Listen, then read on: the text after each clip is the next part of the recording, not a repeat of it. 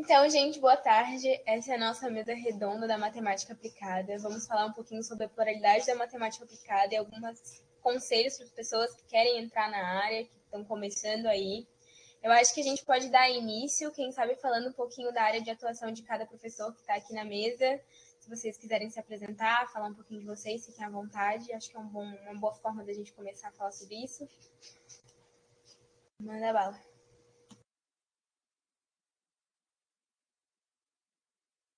Quer começar, Douglas? Eu vou ser um cavalheiro, as damas primeiro. Por favor, Luiz.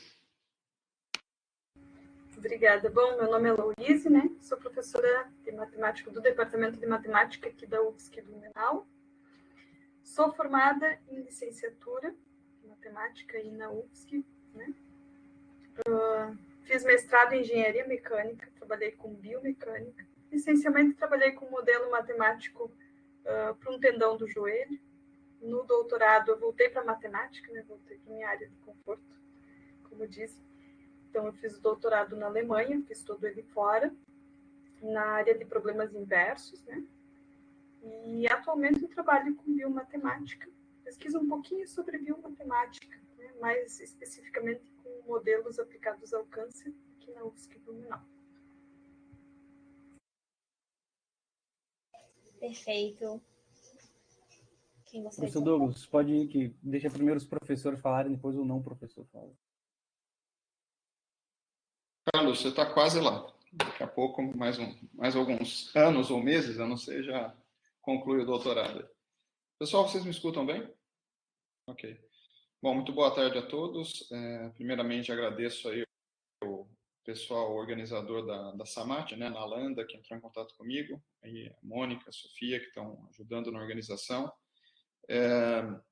Eu sou o Douglas Soares Gonçalves, aqui do Departamento de Matemática da UFSC, do campus de Florianópolis, né? Eu atuo aí na área de matemática aplicada, sobretudo nas áreas de otimização e geometria de distâncias. Eu fiz meus estudos na Unicamp, né, na Universidade Federal de Campinas, lá no IMEC, né? E comecei os estudos em matemática aplicada em 2002, se eu não me engano, né? Já faz um tempão. Na verdade, eu comecei em licenciatura e depois acabei mudando para matemática aplicada, bacharelado em matemática aplicada, depois de um excelente curso aí de cálculo 2 da professora Vera Lúcia Lopes. E acabei mudando para aplicada e gostando, comecei a trabalhar aí com algumas coisas relacionadas com otimização e continuei nessa área, né? Fiz o mestrado também na Unicamp e o doutorado também lá no IMEC, mestrado sob orientação da professora Márcia Ruggiero, né? Deve ser conhecida de alguns de vocês por um livro de cálculo numérico. E depois, no doutorado, eu fiz sob orientação da Márcia e com coorientação do professor Carlyle Lavor, também lá da Unicamp. E em seguida, terminando em 2013, né, ano que vem, já faz 10 anos, concluí o doutorado, o tempo vai passando. Eu mudei um pouco de área de pesquisa, né, saí um pouco da otimização contínua, né, otimização não linear, que eu estava acostumado, e fiz um pós-doc na França, na área de geometria de distâncias, né, que acabou se tornando aí uma das minhas principais áreas de pesquisa. Né, e estou aqui na UFSC de Florianópolis desde 2014, também já há um tempinho. Então, acho que por agora é isso. Acho que falta eu, né? Primeiramente, queria agradecer o convite da Mônica, da Nalanda, da Sofia, de todo mundo que está organizando esse evento muito massa, que hoje eu tive o prazer de acompanhar as palestras iniciais ali. Eu sou Carlos Eduardo de Castro, eu fiz licenciatura em matemática na UFSC, né? Entrei em 2014 na licenciatura, e em 2018 eu fiz um mestrado em matemática aplicada, aí na UFSC também, fiz até uma matéria com o professor Douglas e métodos computacionais de otimização. E agora eu sou doutorando na USP, no Departamento de Ciência da Computação. No mestrado, na graduação eu já queria trabalhar com áudio, com processamento de imagens, E meu TCC acabou sendo uma mistura dos dois, assim, eu implementei métodos de recuperação de imagens em áudio para ver se eu conseguia recuperar áudios que estavam bastante danificados, assim, e deu um resultado bem legal, assim, foi um texto bem divertido de fazer. E no mestrado, quando eu entrei aqui, eu fui orientado pelo professor Leonardo Coller, e no mestrado eu sentei com ele e ele me mostrou uma gama de temas, assim, o que você quer trabalhar? E aí ele me mostrou um tema sobre impressão 3D para aplicar métodos rotacionais em normais de superfícies e encontrar uma melhor posição espacial para diminuir a quantidade de polímeros na impressão 3D. E aí eu fiquei doido, assim, nossa, que tema legal. E aí eu me joguei então fiz minha dissertação de mestrado foi sobre isso, né? E aí, quando chegou na parte do doutorado, eu fiz, não, eu preciso voltar ao que eu quero fazer, a pesquisa que eu quero fazer mesmo, assim, que é a área de computação musical. E acabei entrando na USP, no Departamento de Ciência da Computação, que o meu orientador é o Marcelo Gomes de Queiroz. E eu estou trabalhando hoje em dia na área de psicoacústica, de timbre e de simulação de instrumentos percussivos, né? Como é que eu vou... Eu estou tentando associar o que o ser humano percebe e essa relação com a construção do instrumento, né? Da madeira do instrumento, principalmente, com a parte de simulação, né? Fazer esse tríade, assim, né? Utilizar métodos de pesquisa de timbre, né? De psicoacústica, de ouvir o pessoal, o que o pessoal está ouvindo daquele som, tentar levar isso para o campo né, na parte discreta lá, de você aplicar tradução em Fourier, pegar alguns features de áudio para poder pegar algumas características ali do áudio, né, relacionar aquilo com o tipo de madeira e tentar simular isso no computador. Então essa vai ser mais ou menos minha pesquisa, muito doida assim. Mas como eu estou no meio ainda, então eu estou abraçando o mundo para tentar especificar ainda, né? Então vamos ver o que vai dar isso aí. Eu vou entrar em um específico aqui que me chamou muita atenção. O professor Douglas começou em licenciatura, ele mudou para a bacharel e ele foi para a área da otimização. E eu não vou negar que é exatamente o que eu quero fazer no momento. Eu entrei na licenciatura, eu estou indo para a minha 4ª fase já, e eu comecei a sentir um interesse muito grande no bacharel, porque eu percebi que talvez a parte da licenciatura não seja exatamente o que eu estou procurando dentro da matemática. E uma das áreas que eu olhei com carinho foi a otimização, porém... O microfone fechou do nada, desculpa. Mutou. Porém, eu ainda sou uma aluna muito inexperiente e eu não tive muito contato com a matemática aplicada. Quando eu vi o tema da mesa, eu me encontrei muito aqui porque eu preciso de conselhos, assim. E se o professor ele conseguir me dizer o que foi que encaminhou o senhor para otimização, o que foi que atraiu você, como é que funcionou essa sua jornada, eu vou ficar muito contente em ouvir. Bom, Nalanda, obrigado aí pela pergunta, por compartilhar a sua experiência, né? Eu tive uma experiência parecida durante a minha graduação. Eu comecei na licenciatura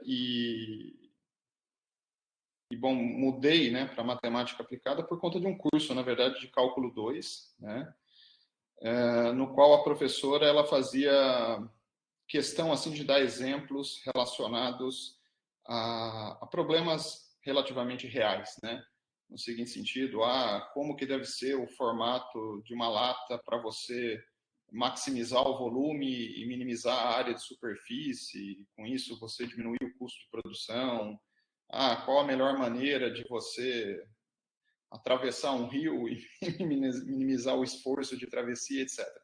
E esses problemas que eram apresentados eu achava muitíssimo interessantes, né? E, embora, obviamente, acadêmicos, né? Tem uma série de nuances aí do mundo real que não estão lá, aquilo chamou muito minha atenção. Então, a minha curiosidade, assim, pela matemática aplicada, e mais especificamente pela área de otimização, de pesquisa operacional, ela surgiu aí no meu 2º ano de graduação, de licenciatura na época, e foi o que motivou a mudança, né? Aí, quando eu mudei para aplicada, o currículo, né, as disciplinas obrigatórias e tudo mais eram diferentes, Então, assim, para quem está fazendo essa mudança de áreas, aí depois a professora Luiz e o próprio Carlos podem complementar aí minha resposta, com base na experiência deles também. Eu acho que, assim, existem disciplinas que são fundamentais no currículo de matemática aplicada, tá? Então, as disciplinas, por exemplo, de álgebra linear, tá? Cálculo numérico, aqui na UFSC, acho que eles chamam métodos numéricos, análise numérica, tá? São disciplinas assim fundamentais para quem quer atuar na área de matemática aplicada, tá certo? E aí depois, mais para frente, se você gostar de otimização, aí temos as disciplinas de programação linear, programação não linear.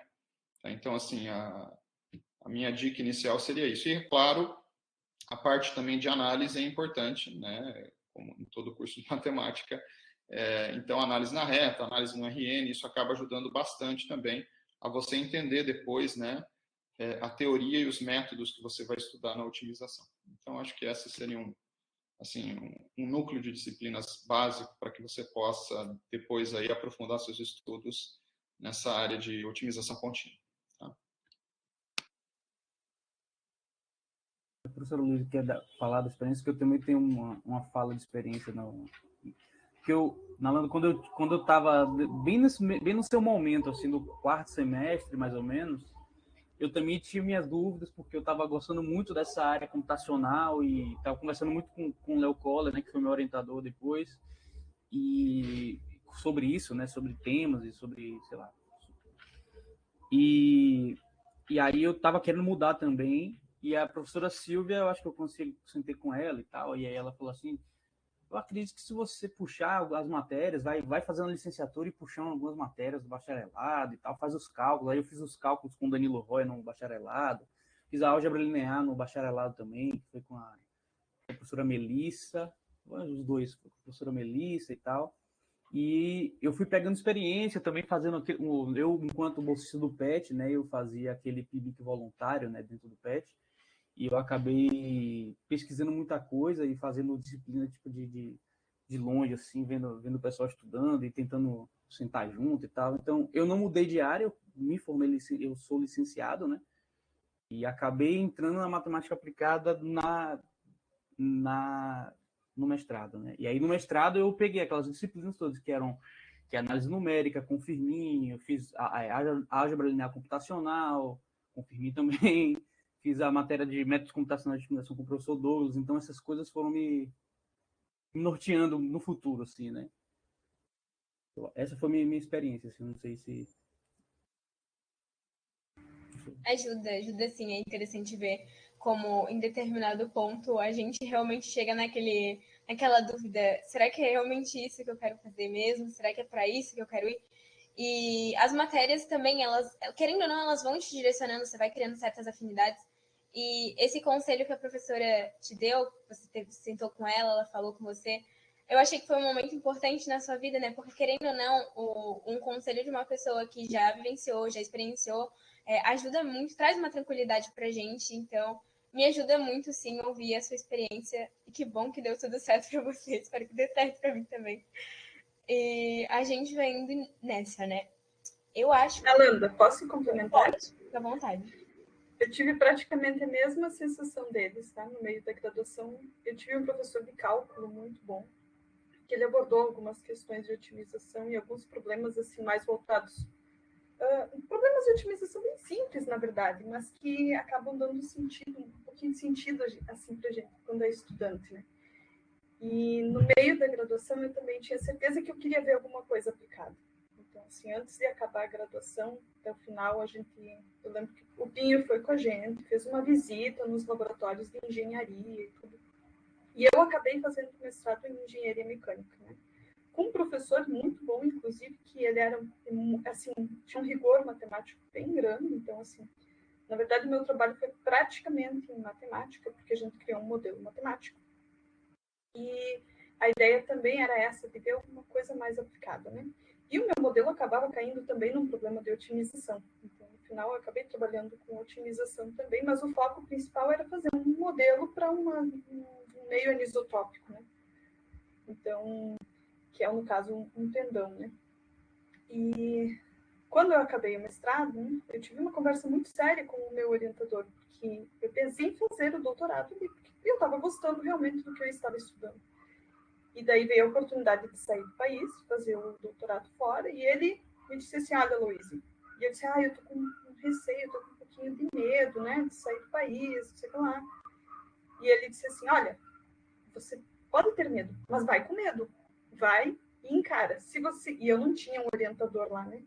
E daí ele disse assim, se você não conseguir um orientador lá, dá um prazo de 1 ano e volta que eu te oriento no doutorado. E foi muito, muito gente boa. E daí eu acabei conseguindo um orientador lá, né? E daí, claro, fiz o doutorado em matemática aplicada, né? Então, assim, a gente, acho que, apesar de eu estar fazendo licenciatura, a gente tem muito anseio de ver algumas coisas, assim, isso, querendo ou não, algumas disciplinas fazem diferença para te direcionar para alguma coisa, né? Eu nunca tive a disciplina de métodos numéricos como ela deveria ter sido dada, né? Eu tive ela todinha no papel, todinha, gente. E hoje em dia eu dou aula de métodos numéricos, eu digo, não, pessoal, vamos programar, vamos lá, vamos ter contato com simulação, porque fazer matemática aplicada é simular. Minha gata acabou de abrir a porta e entrar. Mas é isso, acho que assim, no meio do caminho, no meio da graduação, algumas disciplinas e alguns professores, acima de tudo, eles fazem diferença, né? Assim como o meu professor de doutorado, de mestrado, disse, pega e vai. Então, assim, é isso que acaba nos incentivando a seguir, né? Inclusive, professora, eu tenho uma pergunta para você. Como é que foi isso de juntar... Como é que foi para você essa junção da biologia com a matemática? Quando é que foi que você percebeu que, tipo, eu gosto de ler? Você comentou na sua palestra que tem que ler muito artigo científico de bioquímica. Quando é que foi que você olhou para isso e falou, tipo, putz, acho que eu gosto um pouco de biologia também. Vou juntar matemática com isso. Como é que aconteceu esse contato? Então, no mestrado, né, eu tive contato com biomecânica, né? Então, assim, a ideia inicial, claro, foi dada pelo meu orientador, só um pouquinho que eu vou fechar. Né? Vamos fazer um modelo para um tendão. Então, assim, tudo começou com essa ideia.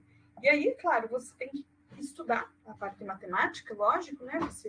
Mas, assim, você também tem que entender muito bem o que está por trás. Né? Um tendão é o quê? É um meio que tem fibras. Então, é uma estrutura que ela, quando é solicitada de uma maneira ou de outra, né? De outra, ela não tem a mesma resposta, um meio anisotópico. Então, assim, você vai lendo sobre as coisas e vai vendo que tem... tudo, no final das contas, está interligado. E você, quando vê essa relação, eu acho... você está vendo a parte matemática, mas está vendo também a biologia por trás... é muito interessante, né? E aí, claro, no doutorado, né, eu trabalhei com um modelo por coração. Mudou um pouquinho? Mudou. Lógico, sofri, assim como mudou com a sua. É pura verdade, pessoal. Tem algumas disciplinas que são básicas. Eu nunca tinha visto análise funcional, por exemplo. Eu vi a análise da licenciatura, que era uma disciplina super simples, né? Aí eu fui para o mestrado em engenharia. Eu tive que aprender toda a parte da engenharia. Então, isso acabou faltando. No doutorado, tive que estudar pra caramba. Né? Não foi uma coisa ruim, mas foi mais difícil do que se eu tivesse feito todas essas disciplinas aqui. Então, assim, tem algumas coisas, sim, que são bases, que isso é bem importante. Né? Tem disciplinas que a gente precisa estar com elas bem firme. A álgebra linear, especialmente, é extremamente importante. A disciplina de métodos numéricos, porque você não sai simulando e acha que tudo dá certo, não dá. Né? Então, assim, você tem que mostrar que matematicamente tudo funciona, que você tem uma solução estável, que o negócio, né, existe, que ele é único. Então, assim, você vai tomando contato com as coisas e acho que vai amadurecendo bastante, né? Tanto é que, quando eu voltei para cá, eu pensei, agora eu continuei estudando um pouquinho de problemas inversos, eu pensei, eu quero também estudar essa parte do câncer, né? Assim, eu tenho uma motivação que minha mãe teve câncer, minha mãe faleceu de câncer. Então, assim, é uma coisa que me instiga um pouquinho. Eu pensei, por que eu não vou começar a estudar isso? E aí, você tem que estudar bastante, porque tem a biologia por trás, e sem entender essa biologia, você propõe um modelo que não funciona, né? Então, mas, assim, acho que, acima de tudo, está o gosto de estudar aquilo, né? Assim, aquilo que você faz com gosto, realmente, você acaba fazendo bem e você acaba... não vê isso como uma coisa ruim, você vê, estou aproveitando o meu tempo. Né? E aí é bem bom, né? Porque aí a gente se diverte enquanto trabalha também. Para mim, o interessante dessa mesa é que a gente está falando da pluralidade da matemática aplicada e cada um de vocês foi para uma área diferente, né? Você está na biomatemática, o professor Douglas falou da otimização, o Carlos falou do som, que eu achei muito interessante, eu não conhecia essa parte, eu já tinha lido um pouquinho do seu trabalho, do que você estava estudando antes de entrar na mesa, né? Antes de entrar em contato.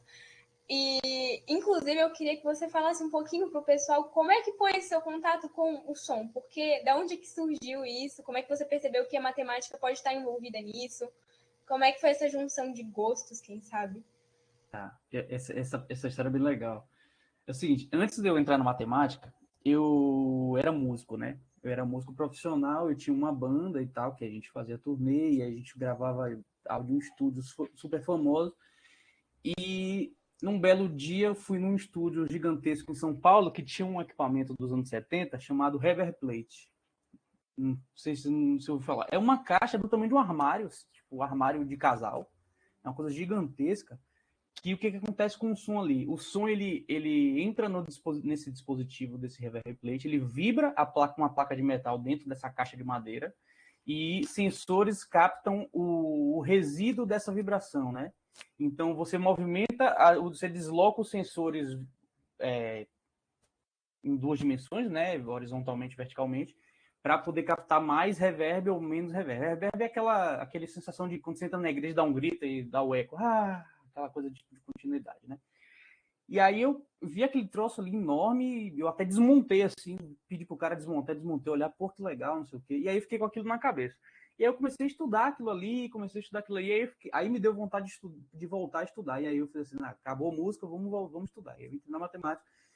E aí dentro da matemática eu queria muito simular um reverb plate utilizando as propriedades físicas de uma placa de metal em vibração e tal. Só que coisas foram me levando para a área da computação gráfica, assim, mais ligada com processamento de geometria, e eu tentei fazer um pouco disso no TCC, mas o Collor ele não tinha talvez tanta expertise nessa área de simulação e tal, e aí eu acabei desviando um pouco, mas fiquei com aquilo na cabeça, né? Poxa, eu queria estudar muito simular reverb plate, comecei a estudar por conta até que alguém foi lá e fez isso. Foi lá e construiu a simulação do Reverb Plate, e aí eu perdi meu tempo, né? Cheguei atrasado no ônibus. Mas, e aí chegando no...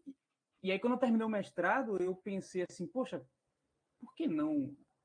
Já que eu conheço o trabalho do professor Marcelo Queiroz, assim, que trabalha com muita recomendação de áudio, esses sistemas, essas plataformas de streaming tipo Spotify, Deezer, que tipo, você tá ouvindo uma música do nada assim, somente para você, e aí você tem toda uma recomendação ali, e aquilo ali tem muita análise de espectrograma do sinal, do áudio e tal, e muita ciência de dados em cima, e muito machine learning também atrás.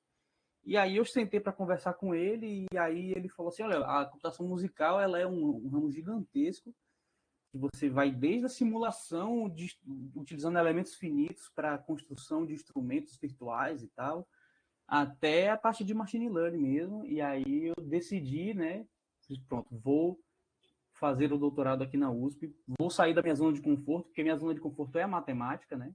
É a matemática. Se eu continuasse na USP, eu ia estar dentro da minha zona de conforto, ia ser excepcional, excelente, mas eu queria muito seguir o coração, assim, vou tentar pesquisar música, e acabei caindo assim bem legal nessa área. Essa área é muito ampla, assim, você tem muita coisa. A computação musical ela é muita computação, mas também tem muita matemática atrás, assim, é muito legal. Processamento de sinais, digamos assim, né? Falando de uma maneira geral, assim, você vira é um processamento de sinais, não deixa de ser, né? Cara, que doideira, viu? Tipo, eu, por exemplo, não fazia ideia, né, que podia ser usado para música, como eu disse, para aplicadas eu sou uma porca total. É um contato completamente novo. Hoje a Sofia, inclusive, ela fez uma palestra e ela trouxe movimento na dança, por exemplo. Ela falou do movimento na dança e ela falou também da robótica, que é muito utilizado para movimentação na robótica. Se ela quiser falar um pouquinho agora, fica à vontade, Sofia, para compartilhar com a gente. Também foi outra área da matemática aplicada que eu fiquei olhando assim, caramba, dá para juntar matemática com a arte. Com o balé, por exemplo, eu achei muito interessante. Então, hoje de manhã eu fiz uma palestra sobre análise de movimento Laban, porque o Rudolf Laban, ele foi um bailarino e um coreógrafo húngaro, ele era arquiteto também. Daí ele criou meio que uma notação para a movimentação do corpo. Então, como que você conseguisse escrever uma coreografia da mesma forma que você escreve uma partitura de música. E para poder criar essa notação, ele utilizou o história dos platônicos, por isso que é tanta questão da matemática aplicada. E é realmente uma coisa muito louca pensar o quanto que a matemática ela tem a ver com a arte também. É muito legal, porque às vezes as pessoas veem assim a matemática e a arte como duas coisas que estão em dois pontos muito distintos das áreas do conhecimento, mas na verdade sempre tem como encontrar um ponto ali, algum caminho que consiga unir as duas.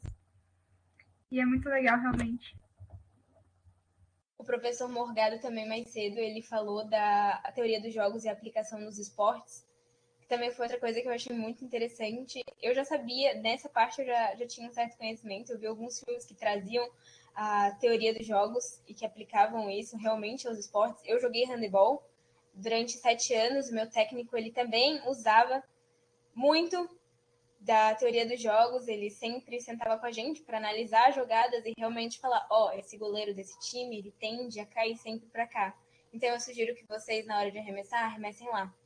Se for para, ir para cima com a mente fechada, pelo menos vai para cima numa posição que você sabe que ele provavelmente não vai pegar, sabe? Então a teoria dos jogos também foi outra coisa que eu achei muito interessante. E também não se aplica só aos jogos, né? O Morgado falou que funciona muito na política também. E é outra aplicação da matemática que eu conheci hoje e eu achei muito da hora, muito fascinante. Se vocês tiverem mais alguma área que vocês, durante a vida de vocês pensaram, quem sabe, em ir antes do que vocês realmente fazem, quiserem compartilhar com a gente, fiquem à vontade. Meu conhecimento de aplicados é realmente muito escasso, então fiquem à vontade.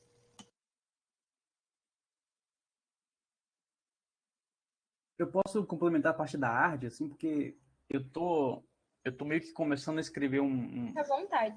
Uma ideia, assim, de um artigo que eu acho que vai ser muito legal, assim, que é o seguinte, o pessoal que faz faculdade de música, de regência, assim, eu não sei o quanto eles têm a facilidade de você treinar a parte da regência em si, né? E hoje em dia existem muitos softwares que você coloca a partitura e ele lê a partitura, você diz o instrumento e ele toca naquele instrumento, olha a partitura. Isso aí não é novidade.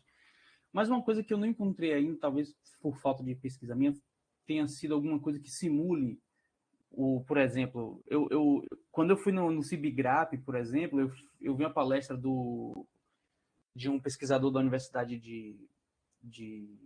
na Universidade de Nova York, que é muito relacionada àquela parte da visão computacional, que você coloca óculos VR e você está em outra realidade ali, né? Outra realidade. E aí eu estou começando a escrever alguma coisa relacionada a captar o movimento do braço, como se você pegasse uma baquetinha assim, você captasse o movimento ali de regência, e esse movimento de regência fosse levado para entrasse em contato com a partitura da música ali que está tocando, e enfim, eu regesse uma partitura, uma orquestra de mentira, assim, né? E isso tem muito a ver com coisas que eu aprendi em processamento de geometria, quando eu fiz a disciplina do mestrado, lá, uma disciplina que o Paulo me deu, assim, como que era muito legal, que é a parte de movimentação no espaço, e sensores, e tem muita coisa assim que é tudo aplicado, toda matemática aplicada. Então a arte está inteiramente ligada assim, com a matemática aplicada. Eu acho isso lindo. Assim. Posso fazer um adendo? Eu também acho. Que falaram da arte na... Primeiro, queria falar que legal, né, que a gente tem o Carlinhos, que era petiano, a Luísa também foi petiana, então ele tá fazendo um encontro na galera aqui. E falando da matemática da arte, isso era uma coisa que quando eu entrei na matemática eu pensei muito assim, tipo, eu vou deixar toda essa parte meio artística, assim, que tem dentro de mim, vai ficar meio escondidinha, assim. Mas quando a gente entra, a gente acaba encontrando alguns professores, por exemplo, o professor Pinho, que gostam bastante de puxar esse lado da criatividade, né? Que está totalmente correlacionado. Então, você acaba usando muito as noções artísticas dentro da matemática, mesmo sem a gente perceber muito, usando criatividade ou mesmo aspectos geométricos. E eu aproveito também para falar que é legal ver como a matemática aplicada, ela na verdade vai juntando várias áreas, né? Uma pessoa da matemática aplicada é uma pessoa que gosta de muitas áreas e aí acaba juntando tudo aquilo e fazendo algo em prol da sociedade, assim. E é legal ver, por exemplo, eu sou mais do time da geometria, mas a gente vê muita geometria relacionada em várias áreas, né? Por exemplo, a pesquisa do professor Douglas sobre geometria de distância e em outras horas ali que vocês comentaram também sobre a geometria. Então, a gente vê que mesmo um aspecto que parece meio distante, assim, ainda agrega e como, na verdade, a gente faz essas separações, né? Tipo, aqui mesmo na Samate, hoje é o dia da matemática aplicada, mas ela está muito relacionada com os matemáticos puros, a gente está sempre conversando um com o outro e é tudo parte de um mesmo conjunto.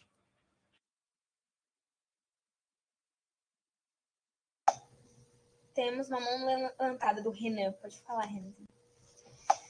Opa. Tá, não, é porque a Sofia ia falar, né? Ela ia comentar antes de mim, eu acho. Acho que ela falou antes. Desculpa, quer falar, Sofia? Pode ir, Renan.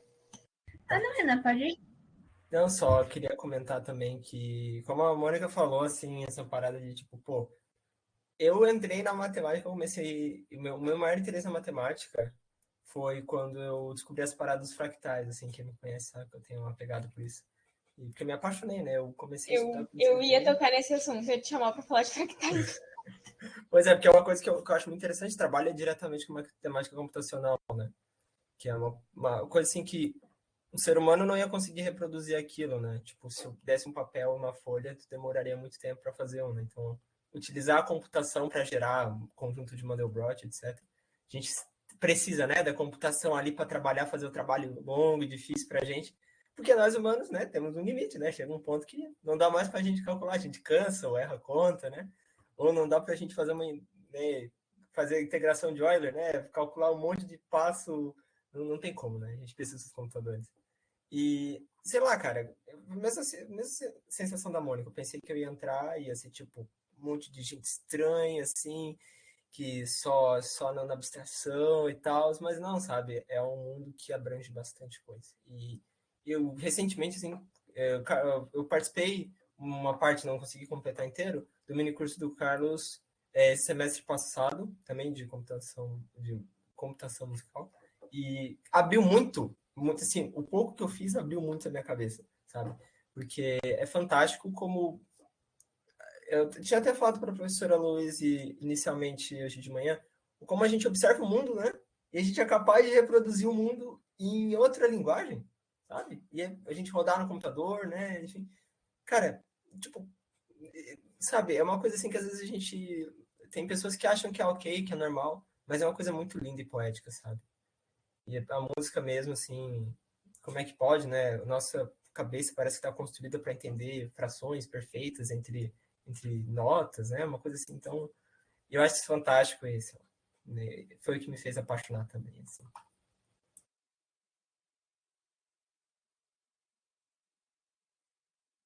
Só um adenozinho, que ele tá falando de aplicações, e tem uma aplicação que eu vi que eu particularmente acho bem interessante, que é sobre a matemática na cozinha. Inclusive, é um título de um ciclo de palestras que vai ter no futuro aí, dando spoilers gerais.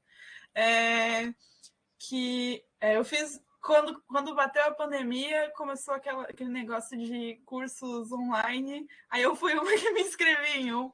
E aí eu me inscrevi num curso de Harvard sobre a física e química na culinária, porque sou uma pessoa que gosta de cozinhar, como a gente viu mais cedo hoje no nosso coffee break, a gente já estava rolando convite de bolo, não sei o quê. E aí, inclusive, eu estou devendo um bolo para o Carlinhos, me lembrou. E aí eu né, pensei, vou. Sempre tive uma curiosidade de entender um pouco melhor algumas coisas. Algumas coisas a gente vê no ensino médio, tipo, funcionamento do fermento e tal, que é bem interessante. Mas aí eu parei para ver mais e é muito legal como a gente usa vários conceitos matemáticos que quando a gente estuda, a gente pensa, por que eu vou usar isso? E aí você vê que você está usando todo dia na hora de você fazer um bolo. Tipo, por exemplo, o gradiente que a gente usa para fazer, para conseguir calcular a temperatura de um objeto. Então, dando spoiler da palestra, você consegue, calculando o gradiente, dizer se o bife vai estar com ponto médio, ponto cru, que ponto que vai estar de acordo com quanto tempo você vai deixar na frigideira, ou coisas, mesmo o logaritmo também para soluto, na questão de soluto solúvel. Então, o tanto de leite que você coloca para o tanto de Nescau, você está envolvendo o logaritmo. E é muito maneiro ver como tem essa aplicação também, além de todas as outras. Isso que você falou é interessante. Tem vezes que a gente sai do ensino médio, tipo, às vezes não, né? Tem muitos amigos meus que saíram do ensino médio dando graças a Deus que a matemática acabou na minha vida. Eu não entendi para que eu fazia isso, sabe? Várias vezes eu via, tipo, meus amigos perguntando por que a gente estuda logaritmo, sabe? Eu vou usar logaritmo aonde? E aí, quando você entra na matemática, você vê, sabe, o quanto o logaritmo está intimamente ligado com muitas coisas do nosso cotidiano. E que, tipo, circunda o nosso redor, sabe? Você sai de uma mentalidade muito fechada para uma coisa muito ampla. Por mais que eu tenha escolhido, tipo, fazer matemática, quando eu entrei na matemática, eu vim muito com uma ideia do ensino médio, sabe? Eu vim muito com aquela coisa, tipo, eu vou fazer continhas legais. E aí começa aquela abstração toda, começa aquele entendimento todo em cima das coisas. E você percebe como, tipo, você tava numa caixinha, tipo, com a cabeça muito fechada nas coisas. E é como a Mônica falou, por exemplo, na cozinha, a questão do gradiente. São coisas que, no ensino médio, por exemplo, pra mim era tipo, ok, matemática. Hoje em dia, a gente olha com uma visão muito diferente, isso é muito gostoso. Eu queria dizer para o pessoal que está assistindo a gente, vocês podem fazer pergunta para os professores à vontade, no chat, com microfone. Fiquem à vontade.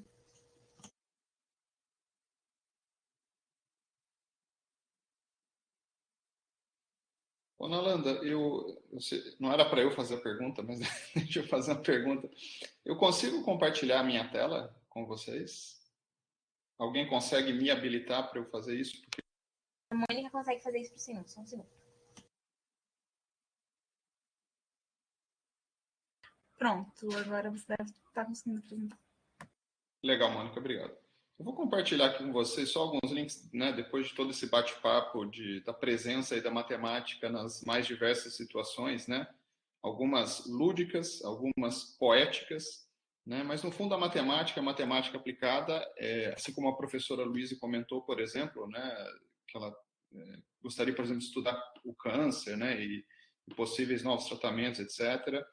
É importante ver que a matemática ela acaba ajudando, né, a sociedade, a humanidade, né, em situações difíceis, como a que a gente passou nos últimos anos, né, com respeito à pandemia de Covid-19, por exemplo. Então, eu separei alguns links que eu vou compartilhar aqui com vocês depois. Será que eu consigo compartilhar a tela inteira? Eu acho que sim. Entire screen. Chat. Depois eu passo os links aqui no chat para vocês, tá? Eu vou mudar aqui a minha janela. Eu peço apenas que alguém me fale se vocês estão vendo. Estão visualizando aí? Estou vendo, sim. Sim? Ok. Então, eu separei aqui uns 3 links que eu acho que são trabalhos assim de colegas matemáticos brasileiros, matemáticos aplicados, engenheiros brasileiros, e que vieram a somar bastante, né? Por exemplo, enfim, não diretamente, talvez não diretamente no combate, mas na modelagem dessa pandemia de Covid-19, na retomada, por exemplo, do ensino presencial atualmente, e outras questões aí importantes, tá? Então, depois eu vou mandar o link, tá? Teve esse trabalho, aqui está em inglês, mas eu vou resumir rapidamente o que o pessoal fez. Isso aqui é um trabalho de um grupo de professores da Unifesp e também da Estadual de Maringá. Então, tem alguns colegas conhecidos meus aqui, Luiz Felipe e o Francisco Sobral são contemporâneos. O professor Liduino também eu conheço já de outros congressos e tudo mais. O professor Horácio Anassi é bastante conhecido na área de pesquisa operacional. E eles desenvolveram uma ferramenta para o planejamento das salas de aula, de modo a você cumprir o distanciamento social.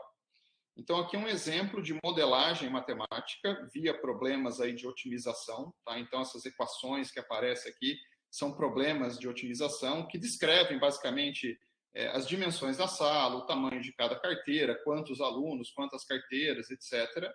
Tá certo? Então, esse foi, inclusive, um trabalho que teve repercussão internacional, né?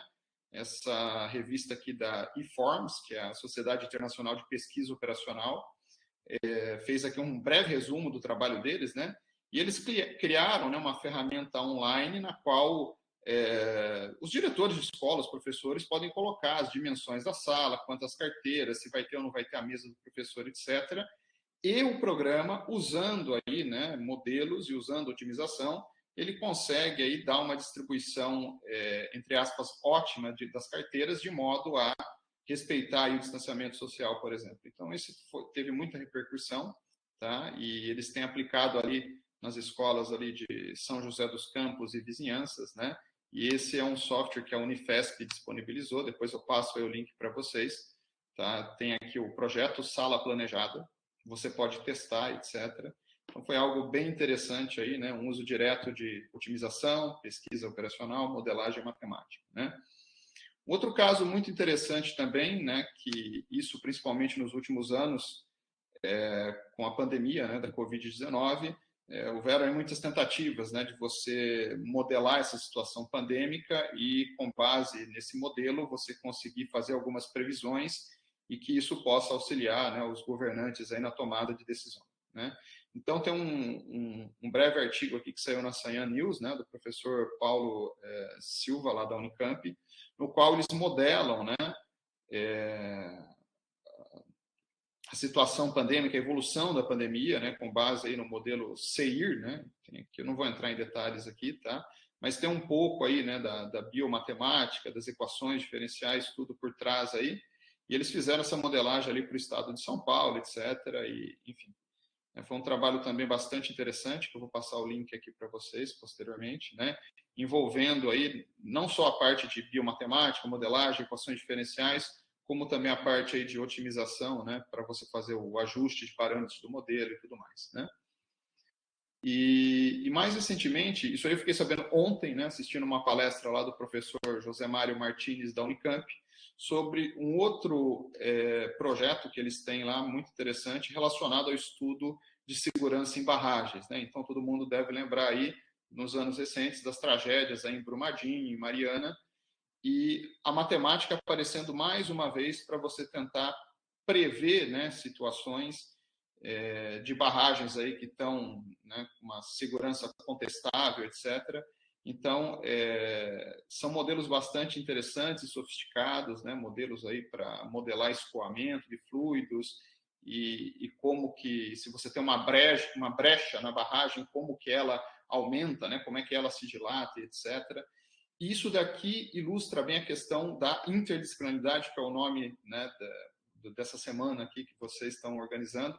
Tá? Então, esse projeto aqui, que eu acho que a sigla é CRIAB, né, aqui, é um projeto lá de vários institutos da Unicamp, né, que envolve a matemática, né, o IMEC, e também Instituto de Geociências, tá, institutos de engenharia e tudo mais, né? E eles têm estudados aí e publicado várias pesquisas, estudos interessantes aí para criar ferramentas, né, para você modelar aí né, a questão das barragens, a sobrecarga das barragens e como que você pode estimar e criar uma medida de risco, né, para que possam ser evitadas aí tragédias futuras, tá? Então, esses links, eu vou parar de compartilhar agora e colocar esses links no chat. Eu só queria falar bem brevemente sobre esses projetos, que eu acho que é interessante o aspecto, digamos, artístico e lúdico da matemática, mas também é interessante a gente ver que ela vem para auxiliar em problemas aí da nossa sociedade, né, para auxiliar na prevenção de desastres naturais ou em medidas sanitárias para tentar controlar uma pandemia.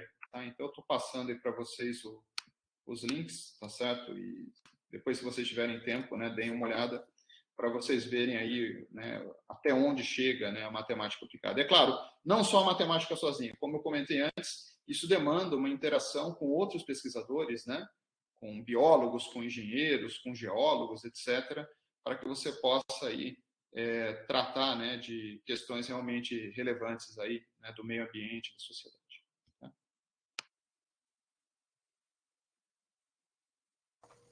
Eu acho que esses links, se o pessoal quiser, a Gabi ela pode acabar botando no site da Samate também, para ser um fácil acesso para todo mundo. Eu achei muito interessante os artigos, senti vontade de ler. Inclusive, esse que você falou das barragens de Brumadinho, realmente é um ponto muito importante, eu já tinha visto a respeito. Passou no jornal, inclusive, a respeito. E a matemática está em volta de muita coisa hoje em dia. E sim, ela vem de todas as formas para agregar no nosso cotidiano. Eu achei muito importante o professor ter pontuado e trazido para a gente. Se alguns professores quiserem comentar alguma coisa a respeito disso, podem ficar à vontade. Renan levantou a mão, pode ficar à vontade também.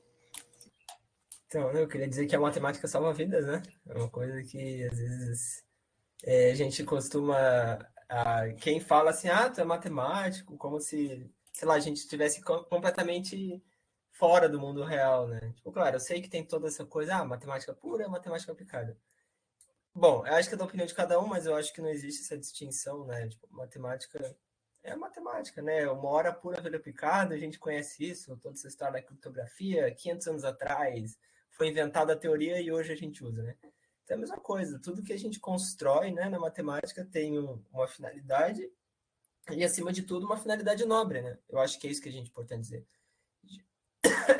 A gente não faz ciência só por fazer ciência, né? A gente faz ciência porque... Oh, meu Deus. Engasguei com nada aqui. A gente faz ciência porque a gente sabe que ao fazer ciência a gente está salvando gente, né? Então, essa coisa de Brumadinho, né? Também a pesquisa da Luísa sobre câncer, a gente percebe que, cara, super importante, sabe? Se a gente tivesse feito isso antes, às vezes eu me pergunto, sabe? E se Brumadinho a gente tivesse feito isso antes, né? Se tivesse alguém preocupado, meu Deus do céu, em fazer esse tipo de cálculo, sabe? Sei lá, eu acho fantástico. Muito, muito interessante mesmo esse tipo de pesquisa. E a gente tem que incentivar sempre, né? Gostaria de... desculpe. Desculpa, professora. Eu gostaria de enfatizar o que o Douglas falou, né? Eu acho que essa é uma das coisas que a gente, enquanto universidade no país, acabou pecando um pouco, né? Porque muitas vezes a sociedade pensa, eles estão lá fazendo a pesquisa deles, que não vale de nada. E, na verdade, não. Se faz muita coisa assim, tem muita matemática envolvida. É até assustador se você começar a analisar os modelos que tentam replicar e ver como é que funciona esse negócio da transmissibilidade da Covid. Assim, você vê alguns modelos, é assustador realmente. Mas eu acho que a universidade em si, especialmente a universidade pública, ela pecou um pouco em relação a isso na questão da divulgação dos seus trabalhos. Né? Muitas vezes o pessoal acha, é matemático, está lá naquele mundinho. Acho que vocês já mencionaram isso e de fato tem um monte de gente que pensa assim, né?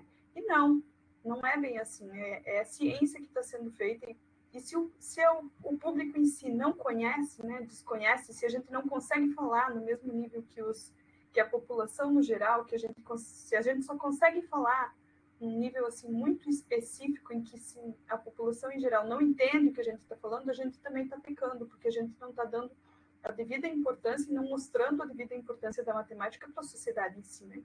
E nisso, não só da matemática, né? Em toda a ciência, o país peca muito, né? Porque se investe muito pouco em ciência. Então, assim, acho que quando o Douglas traz um monte de links aí e mostra para a galera, isso aqui que está sendo feito, e é a pesquisa que é no Brasil, é a pesquisa de qualidade que está sendo feita. Então, assim, as pessoas conseguem entender um pouquinho melhor a importância do que se faz, né, da pesquisa, a importância da pesquisa para o país, né?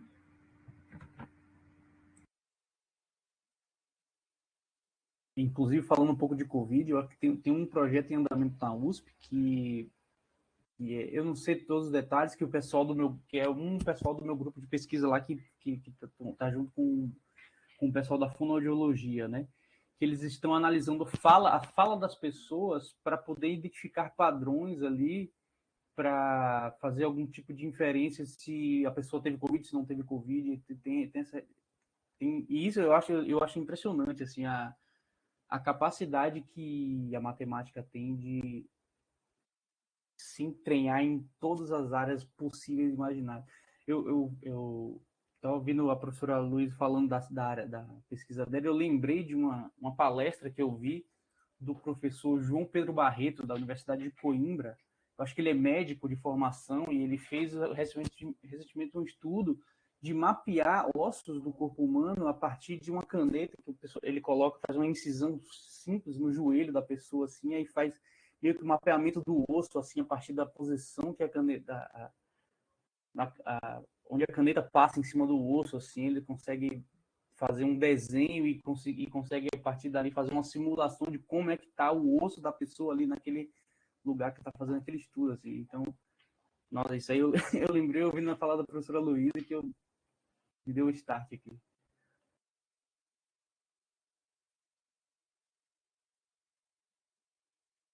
Eu acredito também que. Eu acredito não, né? É um fato.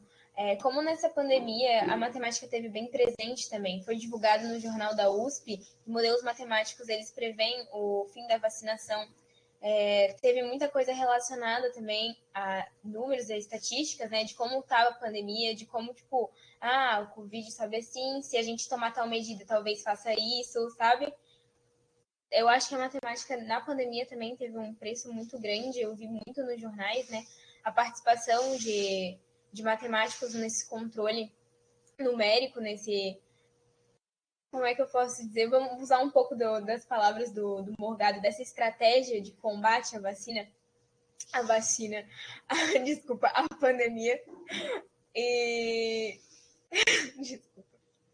A matemática ela foi bem presente nessa pandemia, inclusive junto com a Sofia, pensando no tema da nossa mesa, a gente pensou inclusive em falar da matemática na pandemia, porque foi um tema bastante trazido à tona, né? Passou muito na televisão a respeito disso.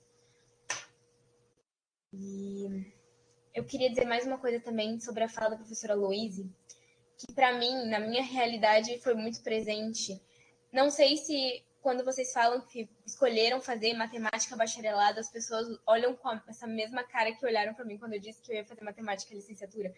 Mas quando eu falo, né, matemática licenciatura, a primeira coisa que as pessoas olham para mim e falam, tipo, você vai ser professora? Tipo, você vai para essa área mesmo, sabe? Tipo, como é que você pretende ganhar a vida sem matemática?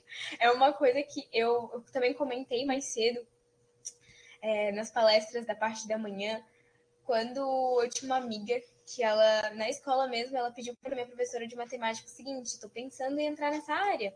Eu achei interessante, acho que talvez me encontre lá. A minha professora que fez matemática olhou para ela e falou o seguinte, olha, eu acho que você deveria tentar uma engenharia, porque vale mais a pena.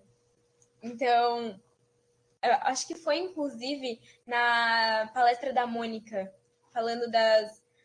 Foi, né? Ela estava falando das garotas dentro das ciências, dentro da área tecnológica, como é baixo, né? E na minha escola, por exemplo, até comigo mesmo, os professores sempre falavam: não, foge da matemática, vai para uma engenharia. E isso é triste, né? É uma coisa triste. Tipo, a gente usa muito da matemática, a gente tem muitas aplicações para isso e é triste ver como as pessoas não têm conhecimento disso. Tipo, elas olham para uma pessoa que fala, tipo, vou fazer matemática com esse olhar, sabe?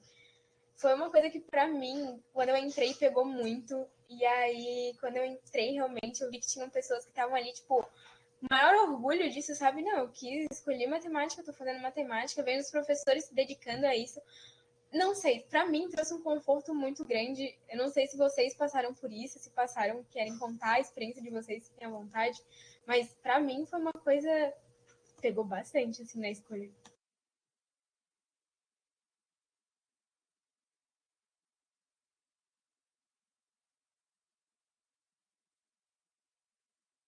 Eu não vou falar que eu não tive essa experiência, porque meu pai era matemático, tá? Então eu não tive, eu fui incentivado, sinal.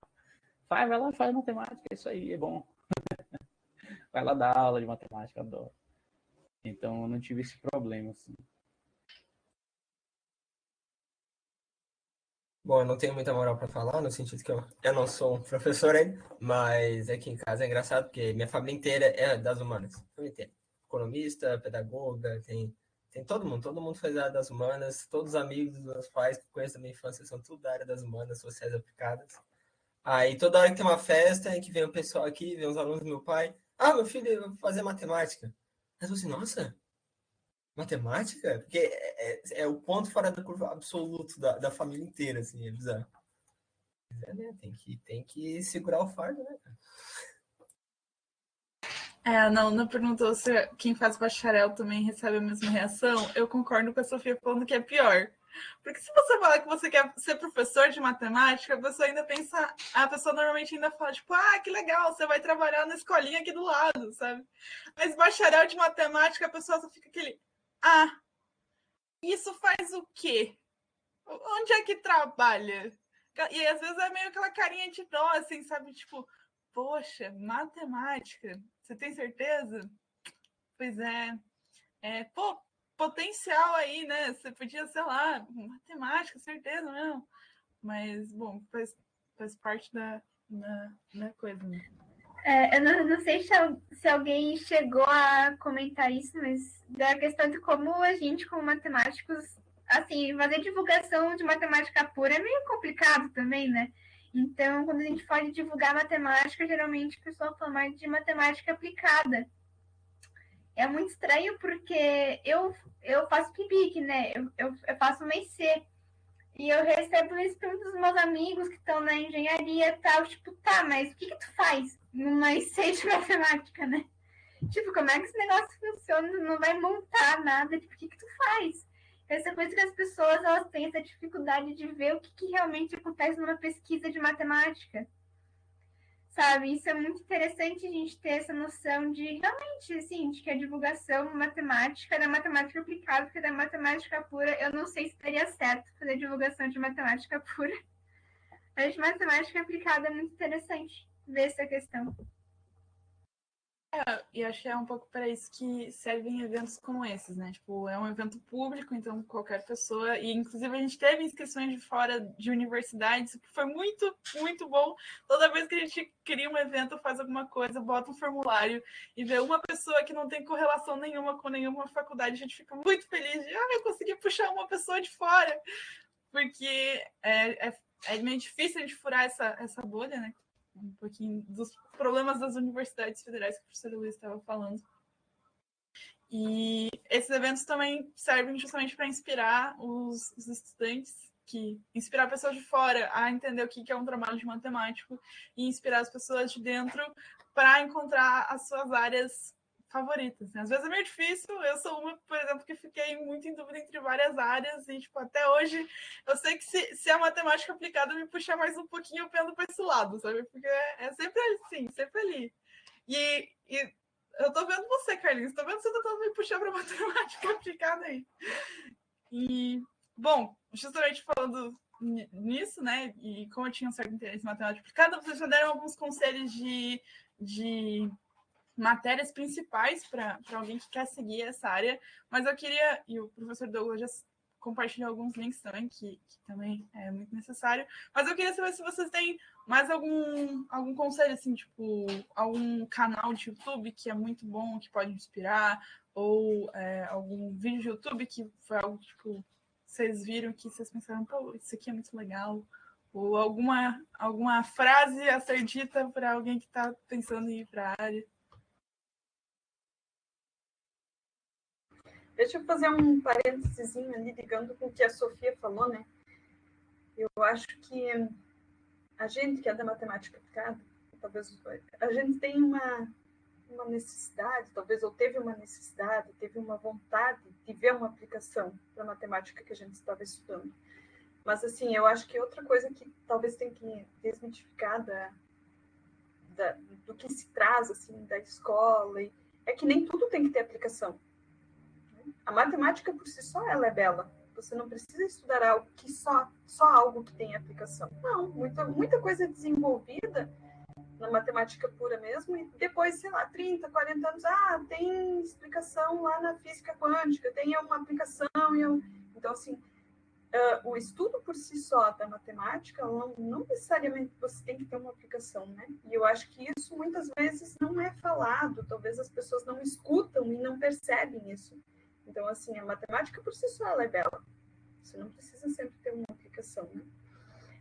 Mônica, assim, nessa época da pandemia, uma das coisas boas que aconteceram, acho que foram que essas palestras, e teve vários ciclos de palestras promovidos por várias universidades. Então, assim, eu acho que isso o pessoal acabou participando bastante, assim, a acessibilidade ficou melhor nesse sentido, de que foi transmitido muita coisa, né? Então, assim, várias universidades deram mini cursos, e várias palestras, vários eventos online, teve eventos abertos. Então, assim, acho que isso, em várias universidades, tem vários links de palestras que foram dados e que são abertas, né? Que dá para disponibilizar, então.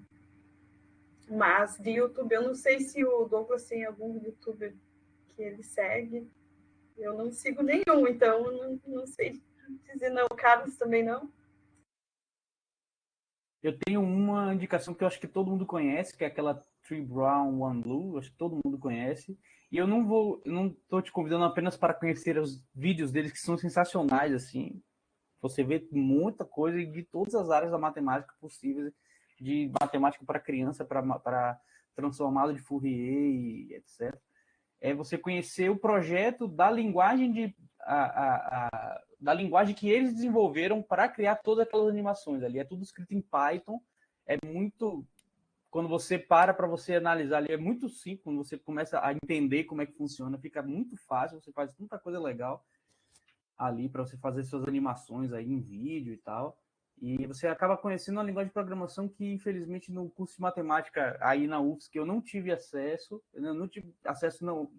Apenas o professor... Eu lembro do professor Douglas me encontrando naquele caminho entre o departamento e o CFM, assim, falando assim, acho que você devia começar a fazer uns joguinhos, você faz um sudoku e tal, em C++, para você aprender outras linguagens. Então, que eu estava meio querendo aprender outras linguagens de programação, e eu ia fazer uma disciplina com C++, então Python é uma linguagem de programação muito bacana também para te aprender no curso de matemática, porque é simples e eficiente e versátil, e eu acho que para a gente que gosta de brincar com coisas animadinhas assim, eu acho que você pegar o método que o pessoal do 3B, 1B inventou não, né? Desenvolveu, né, em Python para fazer essas animações matemáticas, assim, muito legal. Tem geometria, tem matriz, faz um monte de coisa. Tudo em Python, tudo bonitão, assim, muito legal. Queria completar com o que o Carlos falou, que assim, umas coisas que... Vou vender meu peixe aqui, de certa forma, né? Eu estou ofertando eu estou ofertando aqui no nosso evento, né, o mini curso, eu e o Carlos, a gente está ofertando cada um mini curso de programação na matemática, né? Ele está ofertando em Octave e eu estou ofertando na linguagem Julia. E é uma coisa fantástica, assim, bom, a Mônica vai ver que aqui vai ser só um Ctrl-C, Ctrl-V do que eu disse, né, na outra cursinho, no mini curso, mas é muito interessante como a gente é capaz de estender o nosso raciocínio, né? Eu já falei isso na outra fala, mas agora que o Carlos comentou de que, a gente faz matemática e tal, mas a gente aprende a programar e, cara, a gente consegue simplesmente pegar a nossa calculadora e envenenar ela, entendeu? E, tipo, jogar ela num balde de radiação e ela vira um mutante super forte, que daí a programação nos permite extravasar tudo que a gente pensa, né? Ele falou ali, aprender a programar C++, fazer joguinho. Eu também, assim, cara, primeira vez que eu comecei a programar para fazer matemática eu aprendi Processing, uma linguagem de programação voltada para as artes visuais, tá? Tipo, uma coisa bem fora, assim, que é uma linguagem que é para tu criar coisas gráficas, imagens, assim, animar coisa, criar um círculo e esse círculo aumenta, e tu pode criar objetos que se movimentam, coisas 3D. E daí, no começo, quando eu comecei a programar, era só para, tipo, ver, nossa, mas daí começou a pensar, cara, eu tenho um background matemático, sabe? Imagina, olha que poder fantástico, sabe? Tu tem todo um conhecimento matemático de álgebra, de análise, de cálculo, de topologia, E alguém vai lá e te dá uma ferramenta na tua mão e diz assim, olha, com essa ferramenta você pode criar qualquer visualização que tu quiser. Tu pode colocar um círculo se movimentando na velocidade que tu acha que ele tem que se movimentar. Tu pode criar uma barra do tamanho que tu quer que ela seja. Isso é muito importante, sabe? Tipo, eu digo assim, ó, não digo que todo mundo tem que fazer isso, né? Mas como nós matemáticos dessa época, né, que temos acesso à computação, eu não gosto de pensar que computação é frescura. Eu acho que computação é uma extensão do nosso cérebro. Minha opinião leiga aqui. Assim como a gente usava o ábaco, assim como a gente marcava no osso, assim como a gente usa a calculadora. O computador é uma ferramenta como qualquer outra, sabe? Então, como nós matemáticos, temos que fazer uso dela, né? E fazer uso dela do jeito bom, como tu falou, tipo, pô, o Manin, né, que é a biblioteca utilizada pelo Tribune Brown, é fantástica. E ela não é fantástica só para tu visualizar as coisas, ela é fantástica para educação. É isso que a gente tem que pensar. Que, tipo, é muito legal fazer simulações. Eu, particularmente, já usei programação para resolver problemas de álgebra, né? E, só que, assim, a gente pode fazer muito mais, sabe? A gente pode criar um site interativo com conteúdo de matemática para educação, sabe? Para, tipo, uma coisa nacional, distribuir de livre acesso, gratuito, para as escolas poderem ter acesso, sabe? Para universalizar a educação da matemática, ensinar alguns conceitos. Então, sabe, a gente tem em mão essas ferramentas, nos permitir usar elas, né? Não só desenvolver, distribuir livremente, como é o caso do Manin, é uma coisa que permite que a matemática seja mais bem disseminada, sabe? Que as pessoas parem de olhar para a gente com tanto desgosto, assim, sabe? E tanto que foi que até a Nalanda falou no começo, nesse ano, a pandemia realmente fez com que as pessoas olhassem para equações diferenciais, olhassem para sistemas dinâmicos, olhassem para na área de epidemiologia, olhando tipo, nossa, que interessante, você simula o mundo, aí começa a bater a parte intuitiva na pessoa, né? Isso que é legal, que a matemática mexe na parte intuitiva. Pô, tem mais pessoas suscetíveis, tem mais pessoas infectadas, então vai aumentar a quantidade de pessoas infectadas. Se tem pouca suscetível, então diminui a infecção. Então a gente consegue cutucar lá na cabeça da pessoa, lá na intuição lógica, raciocínio dela, e puxar ela, sabe? Então, esse é o grande poder das ferramentas, tanto né, midiáticas quanto ferramentas mesmo de distribuição, assim, que a gente pode educar as pessoas, sabe? Pode criar ferramentas, sites, aplicativos, jogos. Eu gosto muito de jogos, eu jogo assim o tempo inteiro. E é uma coisa incrível como a gente pode usar a computação e a matemática aplicada para ensinar e para puxar as pessoas, sabe? Para dizer, olha, não é só puro abstratismo, a gente também tem um outro mundo, sabe? Fica à vontade, Carlos. Eu queria aproveitar que eu estou falador hoje para para divulgar uma linguagem de programação muito legal para quem quiser brincar de um pouco de bastante matemática, bastante programação e artes e o que você quiser fazer da sua vida, que é uma linguagem chamada Pure Data. Ela é escrita em C, né? Mas eu botei um linkzinho aí no chat. É uma linguagem de programação muito legal, é uma linguagem de programação visual, ou seja, você tem uma tela em branco e você tem um monte de bloquinhos, bloquinho de oscilador, bloquinho de phaser e bloquinho de gráfico, e você pode gerar gráficos, você pode gerar muita coisa, e você pode utilizar programação em Lua dentro dessa linguagem de programação, ou seja, você pode fazer coisas extremamente eficientes, porque Lua é uma linguagem de programação brasileira criada pela PUC-Rio, que é extremamente eficiente, né? E então você consegue fazer coisas bem eficientes, bem legais, e você consegue criar sintetizador, você consegue fazer um piano, você consegue fazer um equalizador, tudo ali dentro ali. Você pode simular violão utilizando programação, matemática e seno, mistura de seno e coisas randômicas, você consegue fazer violão. É muito legal, então eu gostaria muito de divulgar assim, essa linguagem de programação. E é aberta, livre, todo mundo pode baixar de graça aí. Fácil de baixar, fácil de usar. E você vai se divertir fazendo muitos instrumentinhos, assim, muitos pianinhos e muitos osciladores. Eu já tinha ouvido falar dessa Puridata, eu só não tinha espaço no meu computador para fazer o download dele. Agora que eu vou trocar de computador, eu acho que eu vou me aventurar por ele. Já que você panfletou ele tão bem, deu até uma vontade de mexer no programa.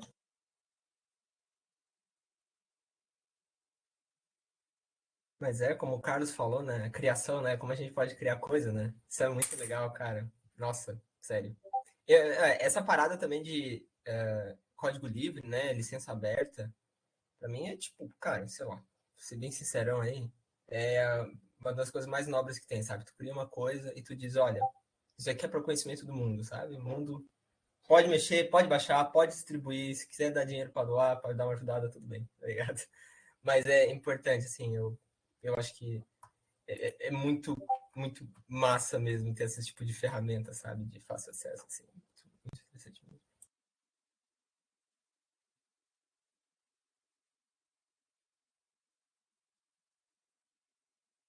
Lembrei de uma coisa. Desculpa, eu sou tagarela mesmo, né? Desculpa mesmo.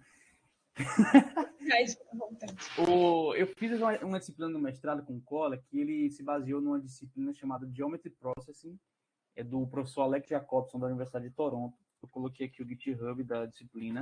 É uma disciplina que acho que eles ofertaram pelo Departamento de Matemática aplicado de lá da Universidade de Toronto, e é de processamento de geometria, e eles utilizam C++, então você vai aprender a programar em C++, que ele tem um tutorial de como utilizar o C++ para fazer processamento de geometria. E é muito bacana, assim, você fala sobre reconstrução de malha em superfícies, registro de superfície, suavização de superfície, parametrização, então, curvatura, deformação, então, coisas extremamente aplicadas e com bastante otimização e muita coisa legal, assim, para aprender. Então, é mais uma divulgação para quem quiser desbravar o mundo do processamento de geometria, computação gráfica, e fazendo várias propagandas. Ó, eu também sou organizador do evento, tá? E a Nalanda me pediu para... Eu vou trazer uma coisa legal, então. Eu vou trazer uma coisa massa para apresentar para vocês, que é um dos projetos... Então, falando de programação, eu adoro programação, eu gosto de falar sobre isso, me desculpe. Mas eu vou trazer uma aplicação maneira de programação na matemática, tá, gente? Que é fantástica. Que é assim, ó... Eu sempre quando eu penso assim, cara... É a aplicação que eu mostro para meus amigos quando eu digo assim, cara, tu aprender a programar é massa. Eu vou pegar, Douglas, eu vou pegar a permissão para apresentar, tá? Eu vou apresentar minha tela. Eu tô com poucos exemplos em mãos agora. Na verdade, mentira, eu tô com bastante exemplos, sim. Eu vou abrir meu drive. Eu vou apresentar amanhã uma palestra sobre fractais, né? E que eles são gerados computacionalmente por meio de funções, né? Então a gente pega um sistema de funções. Eu não vou apresentar a palestra inteira, só vou apresentar a segurança, ok? Juro por Deus. A gente pega um conjunto de funções, um sistema de funções, e itera essas funções de uma maneira específica, e meio que pega uma imagem e a gente marca os pontos nessa imagem, os pontos que essas funções tiverem valor, né? E é um processo infinito, né? Então, né, isso aqui é só uma simulação finita, né, no fractal. Mas o fractal, vocês estão ligados àquela coisa lá que se estende ao infinito, né? Que tu consegue dar zoom, bem bonito. Então, eu vou apresentar isso aqui, pegar meus documentos da terceira fase, que eu apresentei em Similares 1.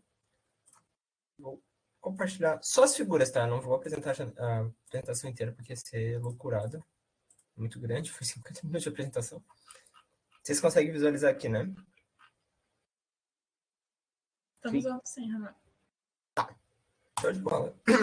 Aparece isso aqui também? Parece. Então, só para mostrar, assim, uma aplicação bonita. Porque, assim, ó, existem as aplicações úteis para o mundo que a gente precisa e tem as bonitas, assim, que, tipo, que se dane a aplicação. Eu quero ver uma coisa linda. E não só linda intelectualmente bonita, abstratamente bonita, mas visualmente bonita. Sabe, que eu possa botar isso num outdoor na rua e as pessoas vão achar bonito. Tipo, olha que fantástico que um conjunto de funções e um loop de iteração, tá? É uma coisa bem básica. Podem gerar, tá ligado? Só vou mostrar algumas vezes, algumas coisinhas aqui. Chega a ser uma coisa até bizarra, assim, que, como é que a gente pode, né? Só um conjunto de funções gerar uma coisa que parece uma folha, né? Que parece uma coisa orgânica, né? No mundo. E, claro, tem um monte de teoria por trás, mas a teoria principal, o cerne, é bem básico, né? São só funções iteradas, assim, né? São coisas bem meio macabras, assim. Cada um tem um nome, tá? Eu tenho uma galeria, eu costumava publicar num site, só que eu parei de publicar. Mas eu vou fazer. Tinha uns, sei lá, uns 30. E tem uns geométricos, tem uns mais orgânicos, assim, sabe? Tem umas coisas simétricas que são quadrados. Olha que loucura. Tem até um pentagrama mó doido. E, cara, eu acho isso fantástico, sabe? Sei lá, foi isso que me fez me apaixonar pela matemática. Tipo, parece meio loucura, assim, pô, que coisa tosca. Mas foi o que me fez me apaixonar pela matemática. Assim, tem muito carinho, sabe? Eu desenvolvi um software para renderização de fractais, né? Então, tipo, eu escrevi o código, tudo certinho, criei a interface. Só não liberei a público porque ele não tá pronto, assim, não tá legível ainda. Mas foi uma parada que eu trabalhei por muito tempo. E é muito massa, assim, sabe? A gente poder criar esse tipo de coisa utilizando a computação e a matemática, principalmente, sabe? Porque tem muita teoria por trás disso, né? Questão, o que é um fractal, o que é uma dimensão de Hausdorff quebrada. Então é bem fantástico, assim. É bem doideira. Tem até uns assim meio parece um fantasma, né? Sabe? Tem assim, aqui em cima tem o triângulo de Sierpinski, ele tá assim, meio que esvaindo, parece uma fumaça, né? Cara, muito massa, né? Só queria mostrar isso pra dar uma inspirada aí pra quem tá assistindo. Não sei, né? Que a gente cria as coisas, né? Que basta ter a criatividade, né? E a ferramenta. Era isso, só queria vender meu peixe aqui. E já vendeu o peixe também para participar amanhã, né, pessoal? Amanhã vai ter palestra do Renan. Já assistiram um pedacinho. Tem que fazer o esquema aqui. Eu lembro que eu conheci fractais em seminários, foi justamente na sua palestra que você fez, eu fiz sobre o Hotel de Hilbert, e você acabou falando dos fractais. Eu lembro que eu comecei a pegar gosto justamente em seminários com a sua palestra, você deu uns exemplos que acontecem, a própria natureza faz. Eu fiquei, tipo, muito em choque com isso, eu fui atrás de mais depois, eu gostei muito dos fractais. Era um ramo também da matemática que eu não conhecia direito. E Renan mostrou para vocês aqui, galera, na empolgação dele. Muito top. Eu acho que a gente pode encerrar por hoje. Alguém gostaria de falar mais alguma coisa? Alguém quer perguntar alguma coisa para os professores? Eu sinto que, de alguma forma, a nossa palestra, não sei para todos, mas para mim, pelo menos, eu gostei muito da conversa de hoje. Eu achei produtiva e eu achei que vai me ajudar muito no que eu quero fazer com o meu futuro daqui em diante. Eu adorei o tema da nossa mesa, gostei muito de ter presente todos vocês aqui, foi muito gratificante. Obrigada por terem aceito o convite. Alguém quer falar mais alguma coisa? A Mônica quer agradecer? Como é que fica? Vou aproveitar para agradecer, então, agradecer aos professores e ao Carlinhos, que ainda não é professor, mas é professor também, porque tanto de mini curso que Carlinhos já puxou naquele pet não está escrito. E então, agradecer a todos por terem aceito o convite, né? Essa foi a mesa que a gente demorou um pouquinho mais para organizar, então a gente veio correndo ligeiro, mas era um assunto que a gente sabia que era importante de trazer e que ia dar um resultado legal, e deu, né? Eu achei muito maneiro, espero que tenham achado também. E, bom, amanhã o evento continua, amanhã é o nosso dia interdisciplinar, a gente vai ter palestra do Renan sobre fractais, a gente vai ter palestra da professora Roberta de Harvard sobre semântica, a gente vai ter a palestra do Elismar, que é um astrônomo, mostrando as aplicações da matemática na astronomia, e vamos ter a mesa redonda interdisciplinar amanhã também, com várias pessoas de várias áreas e também da matemática também. Então, era isso. Muito obrigado a todos. A gente fica à disposição, mandar um e-mail, qualquer coisa que a gente organiza se tiver qualquer problema ou qualquer comentário. E acho que era isso. Obrigado, prof. Obrigada, pessoal, pelo Obrigada, convite. Muito legal esse incentivo de vocês aí. Vamos fazer essa gurizada estudar matemática, né? A gente precisa de mais matemáticos no mundo. Muito obrigado pelo convite. Foi uma honra participar dessa mesa do lado da professora Luísa, do professor Douglas, da Mônica, da Renan, de todo mundo. E todo mundo sabe, eu acho que quem me conhece sabe que eu sou completamente portas abertas para dúvidas e conversas. E se precisar ficar falando até 5 horas da manhã sobre matemática, eu vou ficar falando. Até você se convencer que precisa entrar na matemática aplicada, eu vou ficar conversando com você. Então, também gostaria de agradecer aí o convite aos organizadores, né, dessa semana. Foi bem bacana esse bate-papo aqui com vocês, tá? E aproveitando, né, só para fazer um resumo aí das últimas discussões que a gente fez, eu acho que é importante nós, às vezes o pessoal faz essa dissociação, né, de matemática pura e matemática aplicada, né? Eu acho que é matemática, né? Às vezes tem esses nomes porque talvez o foco de uma é um pouquinho diferente da outra, mas elas são interdependentes, né? Eu acho que tem o estudo da matemática por si só, pela beleza que ela tem, e existem questões teóricas que, como a Luísa pontuou, que de repente você não encontra uma aplicação hoje, mas daqui a um século você vai conseguir resolver um problema importante utilizando ela, tá? E falar que todas as áreas da matemática, né, são importantes. A Nalanda comentou essa questão da licenciatura em matemática, o pessoal olha tudo, isso aqui. Eu acho que a licenciatura também é super importante, né? Eu escolhi para aplicar, não é uma questão de gosto pessoal, mas eu acho que a licenciatura vai fazer exatamente, vai cumprir exatamente esse papel de mostrar para a sociedade, né, para os alunos aí que estão chegando para a universidade ou para o mercado de trabalho, a importância da matemática, né? Que não é só um monte de número, um monte de continha, que aquilo aborda questões importantes, né, no dia a dia das pessoas.